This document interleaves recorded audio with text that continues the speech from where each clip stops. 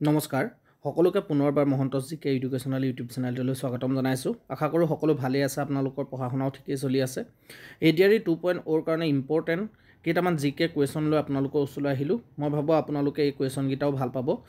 এতিয়া বলক দেৰি নকৰি আজি আমি বাছি লোৱা কুৱেশ্যনকেইটা আলোচনা কৰোঁ। আৰু যিসকল বন্ধু বান্ধৱী নতুনকৈ ভিজিট কৰিছে আপোনালোকে চেনেলটো ছাবস্ক্ৰাইব কৰি ৰাখিব এনেধৰণৰ ভিডিঅ' নটিফিকেশ্যনসমূহ পাই থাকিবৰ বাবে। আজিৰ প্ৰথমটো কুৱেশ্যন হৈছে 1 নম্বৰ কুৱেশ্যনটো চাওক। ভাৰতৰ প্ৰথম ভাৰতীয় মহিলা IPS বিষয়াগৰাকী কোন আছিল? প্ৰথম মহিলা IPS বিষয়াগৰাকী আছিল কিৰণ বেদী। এই কুৱেশ্যনকেইটা আহি থকা দেখা যায় এক্সামত, গতিকে মনত ৰাখিব প্ৰথম মহিলা IPS বিষয়া আছিলে কিৰণ বেদী।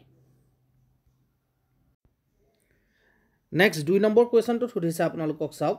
মহাভৈৰৱ মন্দিৰ কোনে সজাইছিল? মহাভৈৰৱ মন্দিৰ কোনে সজাইছিল? ইয়াৰ ৰাইট এনচাৰটো হৈছে বান ৰজা। বান ৰজাই মহাভৈৰৱ মন্দিৰটো সজাইছিল। মনত ৰাখিব বান ৰজা এখেতে মহাভৈৰৱ মন্দিৰ নিৰ্মাণ কৰিছিল।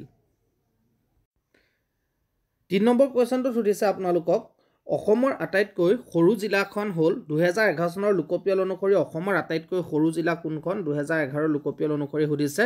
ইয়াৰ ৰাইট এনচাৰটো হৈছে বি দক্ষিণ শালমৰা আৰু মানকাছাৰ। বহুতে এইটো মাজুলী দি থৈ আহে, মাজুলী ভুল।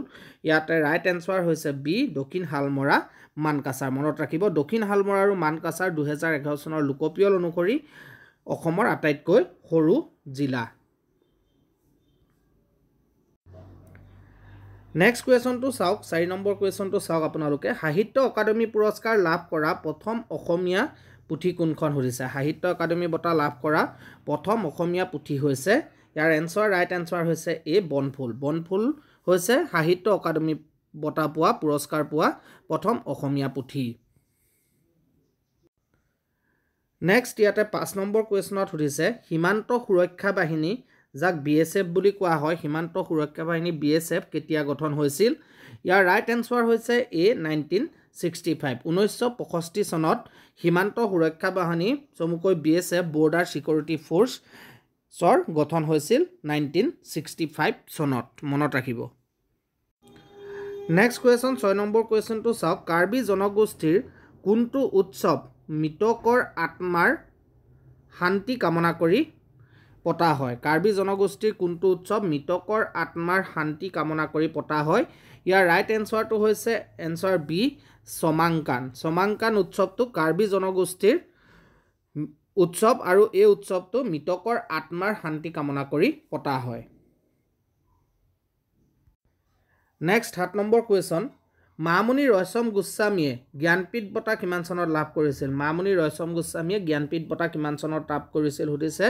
ইয়াৰে ৰাইট এনচাৰটো হৈছে 2000 চন। 2000 চনত মামণি ৰয়ছম গোস্বামীয়ে জ্ঞানপীঠ বঁটা লাভ কৰিছিল। মনত ৰাখিব। নেক্সট 8 নম্বৰ কুৱেশ্যনত সুধিছে ৰঘুদেৱ কাৰ পুতেক আছিল? ইয়াৰ ৰাইট এনচাৰটো হৈছে ৰঘুদেৱ চিলাৰায়ৰ পুতেক আছিল। বীৰ চিলাৰায় পুতেক আছিল ৰঘুদেৱ। মনত ৰাখি যাব, এইটো কুৱেশ্যন এক্সামত আহি থকা দেখা যায়। ৰঘুদেৱ কাৰ পুতেক আছিল? চিলাৰায়ৰ পুত্ৰ আছিল। নেক্সট কুৱেশ্যন 9 নম্বৰ কুৱেশ্যনত সুধিছে তলৰ কোনটো ধূমকেতু 76 বছৰৰ মূৰে মূৰে দেখা যায়? ইয়াৰ কোনটো ধূমকেতু 76 বছৰৰ মূৰে মূৰে দেখা যায় সুধিছে। ইয়াৰ ৰাইট এনচাৰটো হৈছে হেলিৰ ধূমকেতু। হেলিৰ ধূমকেতুটো 76 বছৰৰ মূৰে মূৰে দেখা যায়। নেক্সট 10 নম্বৰ কুৱেশ্যনটো চাওক। হেম সৰস্বতীয়ে কোনজন কমতা ৰজাৰ পৃষ্ঠপোষকতা লাভ কৰিছিল? হেম সৰস্বতীয়ে ইয়াৰ ৰাইট এনচাৰ হৈছে এ দুৰ্লভ নাৰায়ণৰ পৃষ্ঠপোষকতা লাভ কৰিছিল।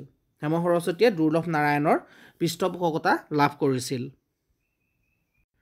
নেক্সট 11 নম্বৰ কুৱেশ্যনত সুধিছে দৰঙীৰাজ বংশাৱলী কোনে লিখিছিল? দৰঙীৰাজ বংশাৱলী কোনে লিখিছিল সুধিছে। ইয়াৰ ৰাইট এনচাৰ হৈছে চি সূৰ্যশ্বৰী দৈৱজ্ঞই লিখিছিল দৰঙীৰাজ বংশাৱলী। সূৰ্যশ্বৰী দৈৱজ্ঞই লিখিছিল। মনত ৰাখিব দৰঙীৰাজ বংশাৱলী। 12 নম্বৰ কুৱেশ্যনটোত চাওক। তলৰ কোনজন ভাষা আন্দোলনৰ শ্বহীদ?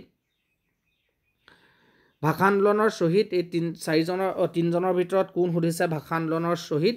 ইয়াৰে ৰাইট এনচাৰটো হৈছে answer number C Ranjit Borpujari. এখেত হৈছে ভাষা আন্দোলনৰ শ্বহীদ। নেক্সট 13 নম্বৰ কুৱেশ্যনটো চাওক।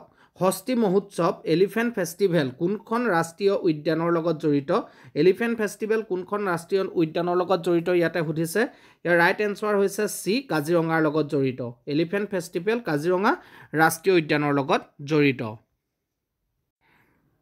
নেক্সট 14 নম্বৰ কোৱেশ্যনত সুধিছে চাওক কোনখন ঠাইক স্কটলেণ্ড অফ আসাম বুলি কোৱা হয় স্কটলেণ্ড অফ আসাম বুলি কোনখন ঠাইক কোৱা হয় এনে ধৰণৰ কোৱেশ্যন এটা এডিআৰই 1তো আহি গৈছিল গতিকে অহাৰ খুবেই চান্স আছে আপোনালোকে মনত ৰাখিব কোনখন ঠাইক স্কটলেণ্ড অফ আসাম বুলি কোৱা হয় ইয়াৰ ৰাইট এনসাৰটো হৈছে বি হাফলঙক স্কটলেণ্ড অফ আসাম বুলি কোৱা হয়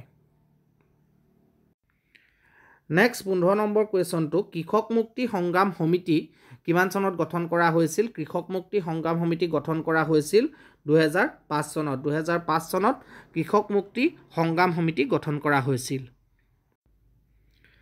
নেক্সট 16 নম্বৰ কুৱেশ্যনত সুধিছে চাওক সৌৰজগতৰ বৃহত্তম গ্ৰহ কোনটো এইটো সকলোৱে জানে এইটো আমি সৰুৰ পৰা পঢ়ি অহা বা জানি অহা কথা সৌৰজগতৰ বৃহত্তম গ্ৰহ কোনটো বুলি ক'লে আমি জানোৱে বৃহস্পতি গ্ৰহটো হৈছে সৌৰজগতৰ বৃহত্তম গ্ৰহ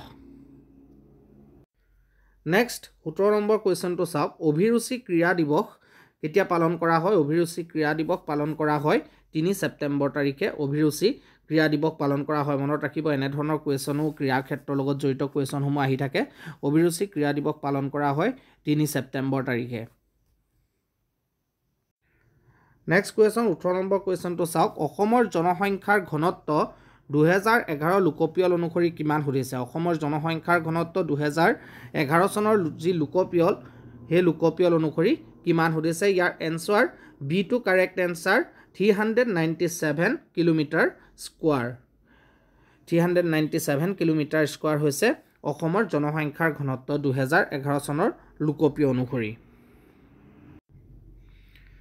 নেক্সট কুৱেশ্যন RBI প্ৰতিষ্ঠা কৰা হৈছিল ৰিজাৰ্ভ বেংক অফ ইণ্ডিয়া কেতিয়া প্ৰতিষ্ঠা কৰা হৈছিল সুধিছে ৰিজাৰ্ভ বেংক অফ ইণ্ডিয়া প্ৰতিষ্ঠা কৰা হৈছিল ইয়াৰ এনসাৰ সি টু কাৰেক্ট এনসাৰ 1935 1935 চনত ৰিজাৰ্ভ বেংক অফ ইণ্ডিয়া প্ৰতিষ্ঠা কৰা হৈছিল আৰু 1935 আমাৰ প্ৰথমখন অসমীয়াৰ বোলছবি জয়মতীও মুক্তি লাভ কৰিছিল মনত ৰাখিব জয়মতী মুক্তি লাভ কৰিছিল 1935 চনতে প্ৰথম অসমীয়া বোলছবি মনত ৰাখিব